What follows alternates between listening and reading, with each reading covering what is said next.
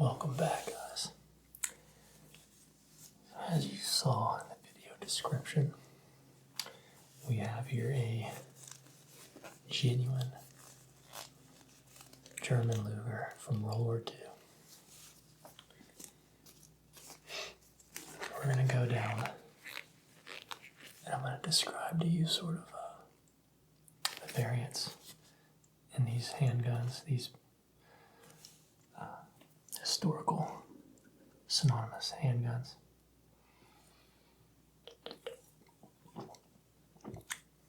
So, get yourself comfortable. I'm going to take it apart. I'm going to field strip it and get it cleaned up.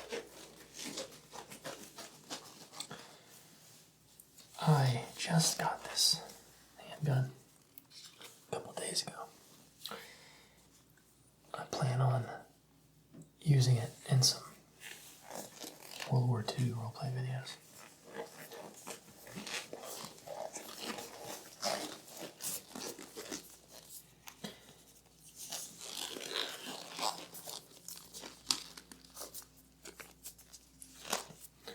And this is a handgun that I've wanted since I was just a little kid. So I grew up watching movies like Band of Brothers and Saving Private Ryan in World War II for the American GIs. Getting a Luger as a trophy, a war trophy, was extremely highly sought after.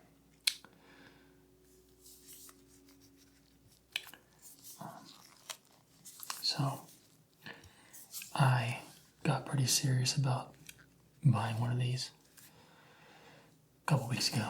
I wanted one, like I said, since I was a little kid.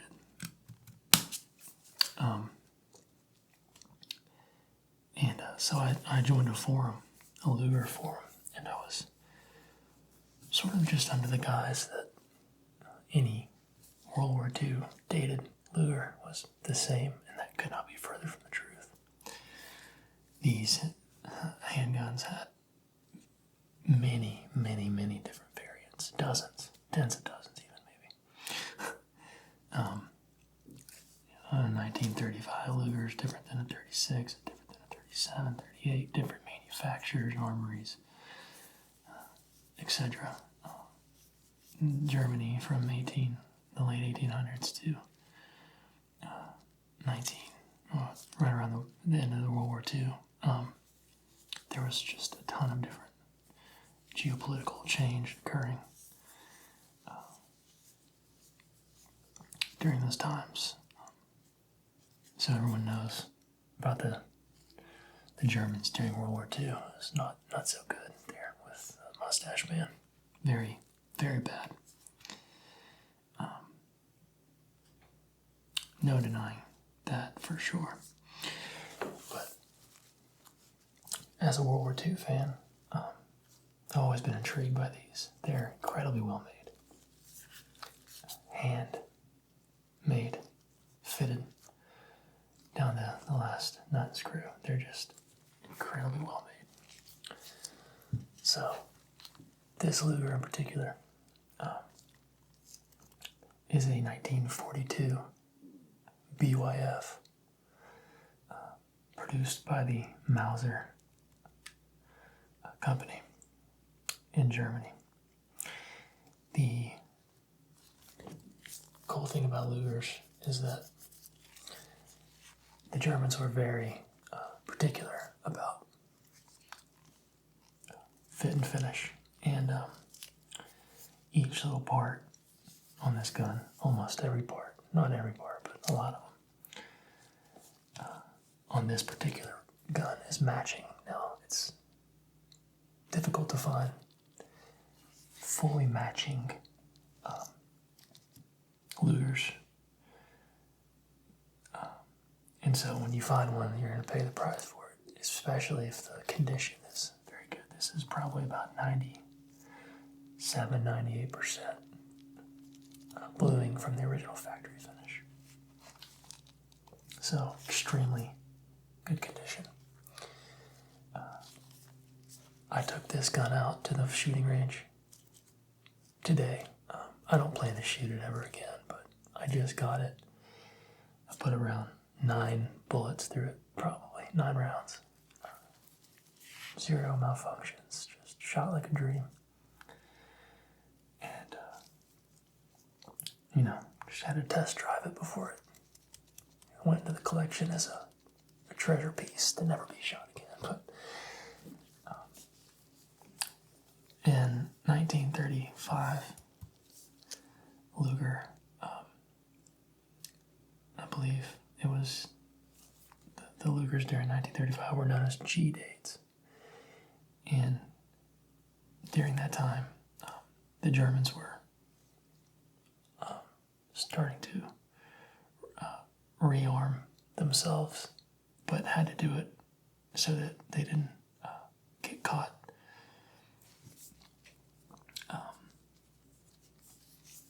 sort of bypassing the Treaty of Versailles that they were inflicted upon after World War I. So they were sort of making these Lugers and arming themselves in a guise as to not get caught by the Allied forces, whoever that might have been at the time. So those 1935 Lugers are a little bit different than these. They would have had wooden grips. There would have been a G right there. And then different codes here. So the BYF, I think it would have been S42 or just 42. And then I believe codes changed every year up through the end of the time that they produced these, which I think the last year was either 42 or 43 for the German party. So I say all that to say there's a ton of different variants. And I'm getting text messages, I apologize. But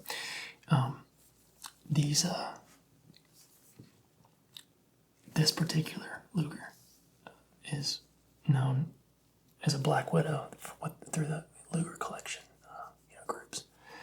That's not what they're officially called. There was a Luger salesman, I forget his name, but he sort of coined the phrase Black Widow to help with Luger sales, but indicative of this black Bakelite grip as well as this FXO black magazine.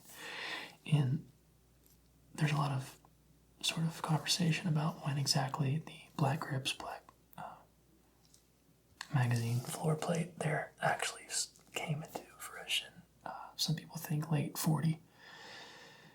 Some people think mid 41, 42, but one thing that's for sure is that in 1942, a lot of Lugers, majority of Lugers, I believe, were getting these black grips, black floor plates. And that's the only time they really did that. Before that, it was all checkered wood, aluminum floor plate, and then until World War I, they were using wooden floor plates. So we'll take this apart, we'll clean it, and put it back together. Like I said, I'm gonna do a field strip, but it's just a really cool piece of history. This handgun here. It's got, again, 42 BYF, matching numbers there. All parts matching. It's got the Waffen stamps here. 135 armory with the as to not get demonetized, the NAZI symbol there. So, very dark piece of history, very interesting handgun, and something that I just always wanted in the collection because I'm a big fan of World War II and everything about it. Not that I condone anything, obviously, that the party did, but just to sort of preserve and remember and sort of carry on knowledge and have a piece of that history is just kind of neat. So what I'm going to do is field strip it now. So take the magazine out, make sure it's empty. Obviously it is. Check the chamber, make sure it's empty. And it is. There's going to be some popping noises. Hope you guys don't mind too much.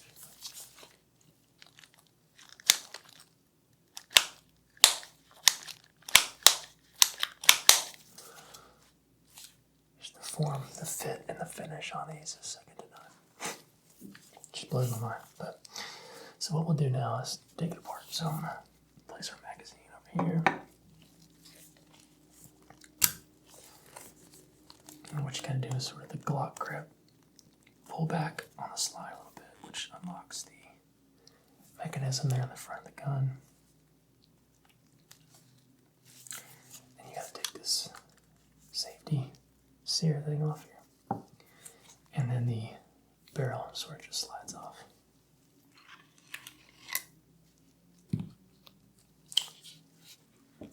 And that's gonna reveal your lower receiver. To be honest with you, this thing when I got it had quite a bit of cosmoline. I don't know if it's cosmoline, it's probably not the right word. Cosmoline's like Eastern Bloc sort of stuff, but I guess the previous owner used grease in the internals, so it was really sticky and stiff. I cleaned most of that out when I first got it and replaced that stuff with CLP break-free gun lubricant and preservative.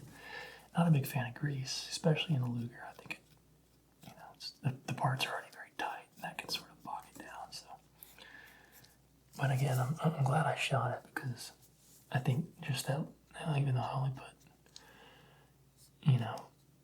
8 rounds, 9 rounds through it, that heat I think helped break up some of that grease. So I noticed it was quite a bit easier to cock and whatnot after a couple rounds, just because it warmed that grease up and allowed it to sort of function how it's supposed to. But like I said, I had it, dinner plate clean the other day, 2 days ago when I cleaned it, and just shooting 8 rounds, that grease is heated up, and now I'm able to wipe it out completely, so that's good. This shouldn't need entirely too much cleaning.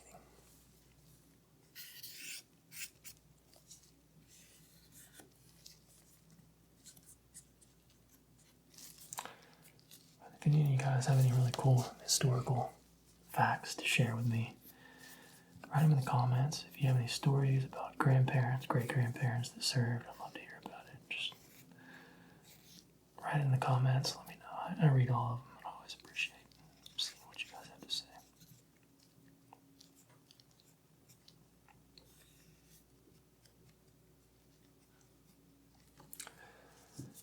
It's a dirty one.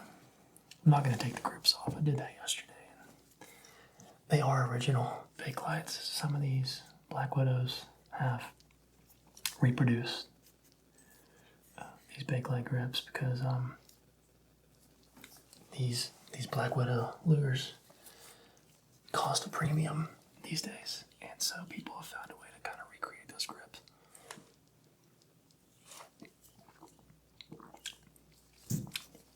Quality's not bad on the reproductions, but you can sort of tell when they are reproduced.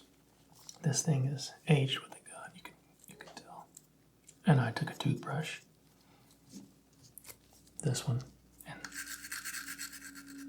really scrubbed out the grooves. So this one looks way better than it did when I first got it.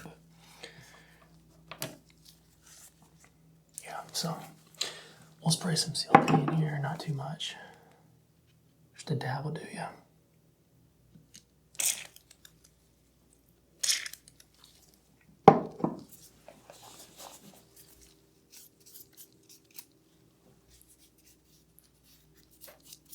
I always forget that I'm filming sometimes. I always gotta tell myself I need to have the gun in the camera. So I just sprayed a little bit of CLP, and I'm using my gloved finger to sort of lightly disperse it around the interior of the lower receiver here. And then I like to sort of get my microfiber towel here and quick wipe as to not have oil dripping out of the gun. Just a light cover there. So place this upper receiver over here. And after I'm said and done cleaning this, this. I'm planning on getting I'll put it up close so you can see, all the parts on it better. But this is the barrel and the upper receiver. So to remove this, just pull up there, and then this little pin here from the other side should easily push out. You can use your finger. I like to use a Q-tip, and you just push, and then it'll pop out. Don't lose it. So this part here is serialized. Last 2 digits of the serial on the gun.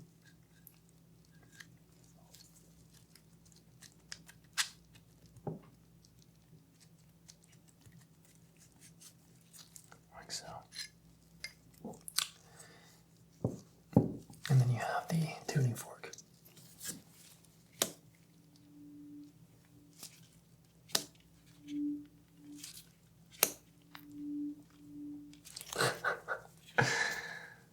Yeah, so I'm not going to beat that up too much, but what we'll do now is I'll get my towel and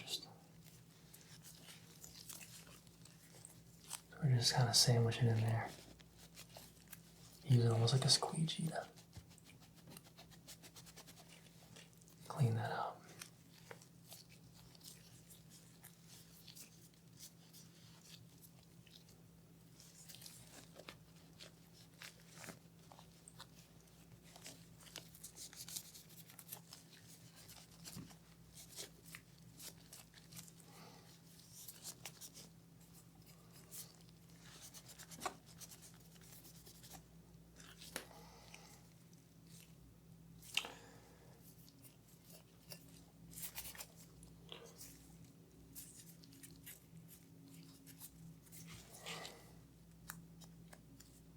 So,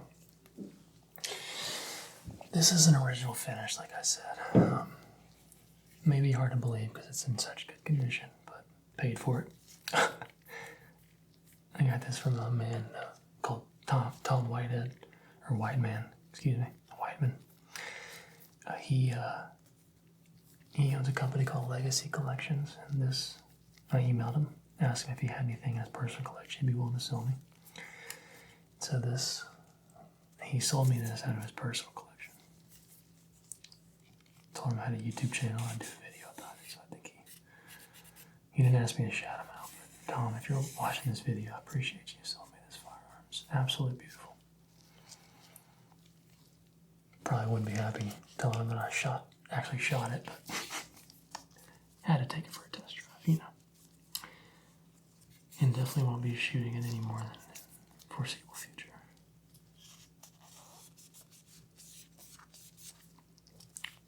So, now that we've cleaned that, we'll use our barrel snake here. A lot of people don't like these barrel snakes. They prefer using a jam, but I really like these. They're just a lot easier.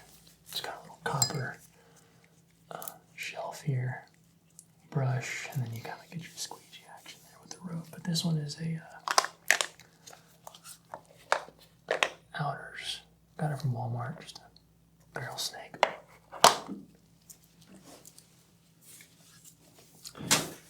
So what I like to do is, and I wouldn't recommend spraying oil down your barrel of like any precision rifles, but stuff like this, handguns in particular, I don't have a problem with it.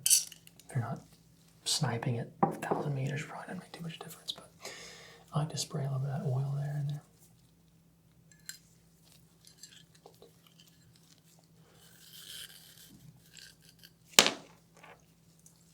Just let that hang off there.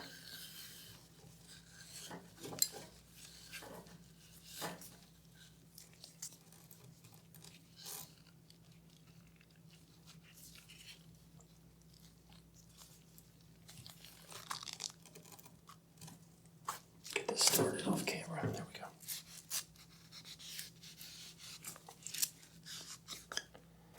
And one wipe is all I'm going to do. Doesn't need a lot. It's got a very clean bore. I don't know if there's any way to show you guys the bore. I'll try to maybe backlight it here.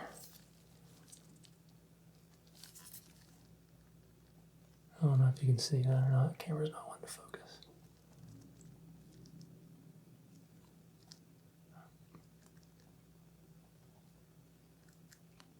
Probably see it blurry, but it's very shiny, very clean bore, strong rifling. I believe that this particular handgun was not used a ton during the war. If it was, I imagine it may have been in some high-ranking officer's holster, because it's definitely not been drug around a battlefield in the elements like you see a lot of these Lugers. This one's just incredibly clean. So we'll clean the what's this called? My words are fleeting. Whatever it's the top receiver, or it holds the bullet there. I'm out of words. But we're gonna clean this.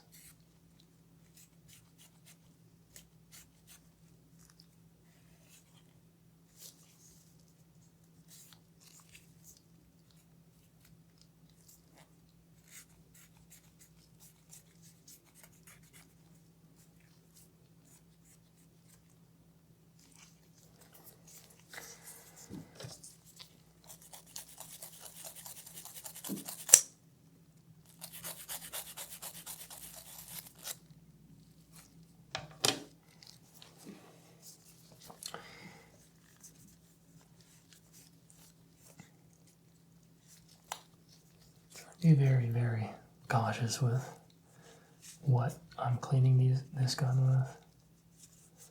You don't want to scratch the original blue. So just softly hit it with this brush on the brushed blue parts. I wouldn't hit any polished parts with it. And sort of break up that rust, or build up.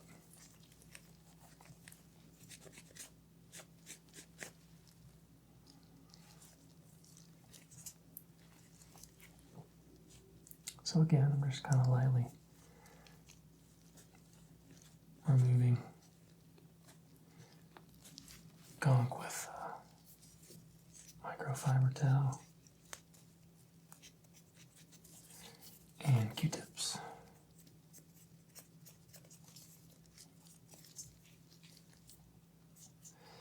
You can go ahead and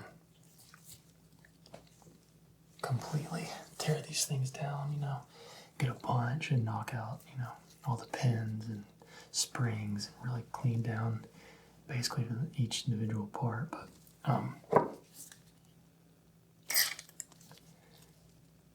I just really don't want to mar anything, and it's not that dirty. I can see down into these smaller parts, and it's just totally not worth damaging the finish of the rifle in any way. Not to say I would, but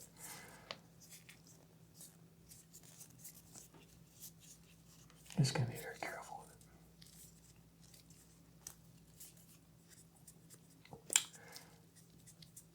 it. I kind of have a want for an additional one, and just got this one too. And it's like my eyes have been open to the world of the Luger, and now I'm obsessed with all of them. So, just a really well-made handgun, a really cool piece of history. Not again, and I'm not going to keep beating a dead horse, but obviously what happened back then was not cool. Owning a piece of history is cool, though. So it's kind of where I stand on that. But I think we got this nice and clean.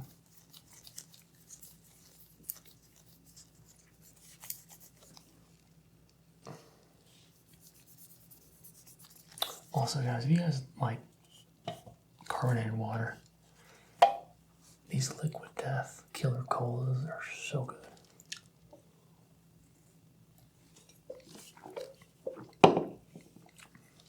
I also think they have Dr. Death and a root beer flavor one as well. All of them are delicious. So we got this oiled up nice and neat. We will put this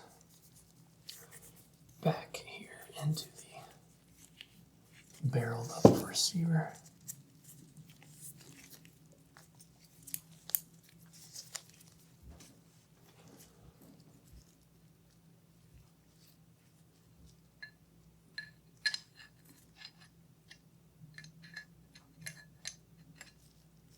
I forgot exactly how I put this in yesterday. And again, I'm trying not to scratch it in any way. There we go. Kind of just slides in the back, and you gotta lift this. And it should go in there like that.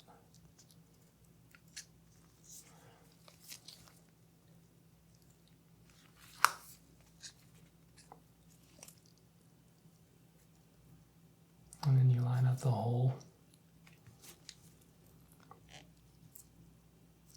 and put your pin back in.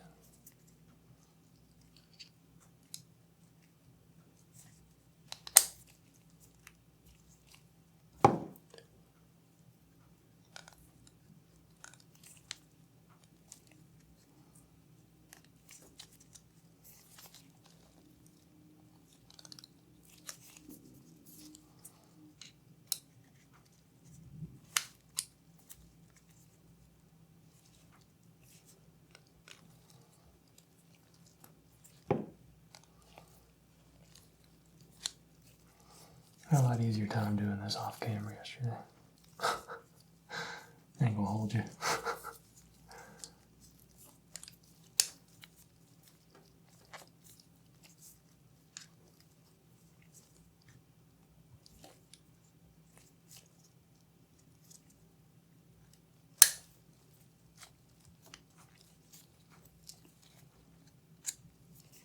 Probably making good sound though.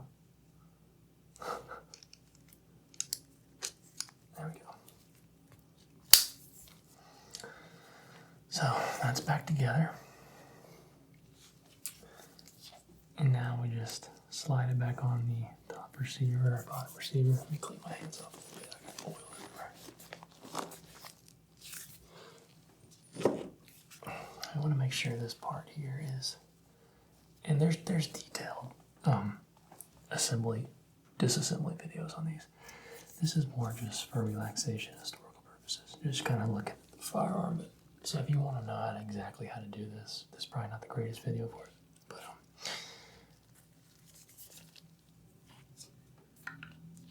But basically, when I make sure this little silver part is out and away, I'll put the receiver back on. And then once you get to a certain point, you would fall underneath a little prong looking deal in there.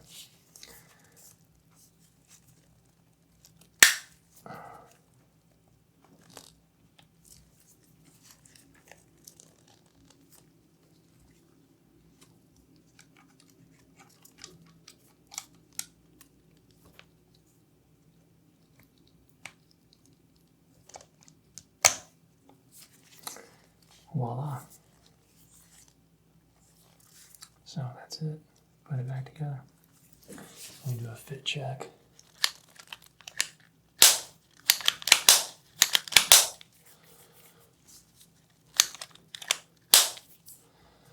Working how it should be. We'll test fire. Actually, I'm not going to test fire it, but there's our safety. So, give it a quick wipe and I'll show you guys a close-up.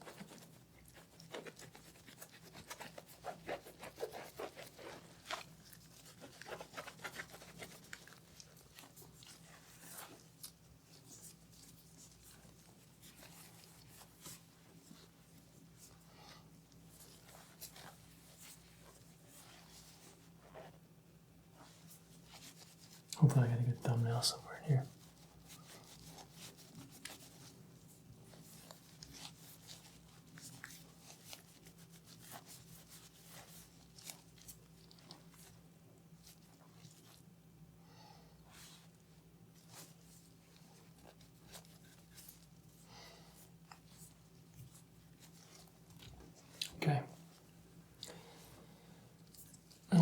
put the mag back in it, have a complete looking rig.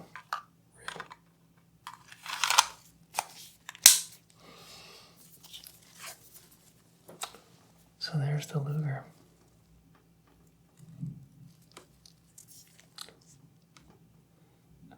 Again, 1942.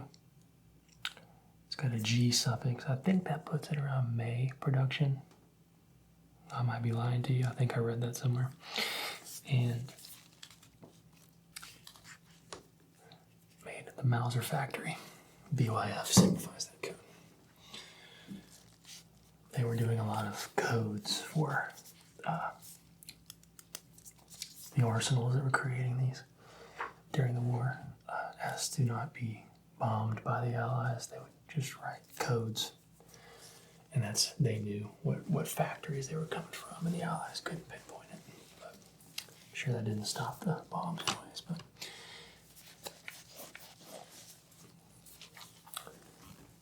it's got the original finish on the German word there, Gesichert.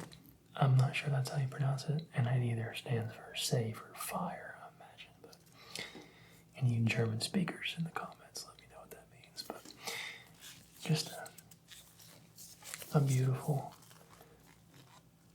handgun.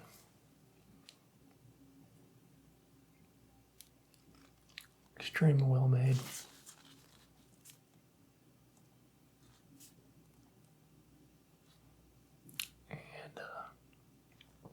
A real, just insane relic of history. So I hope you guys enjoyed this video. If you did, let me know in the comments.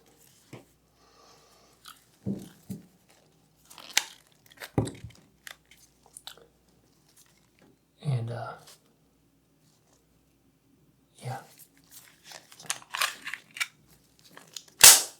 I'll be doing more of these in the future.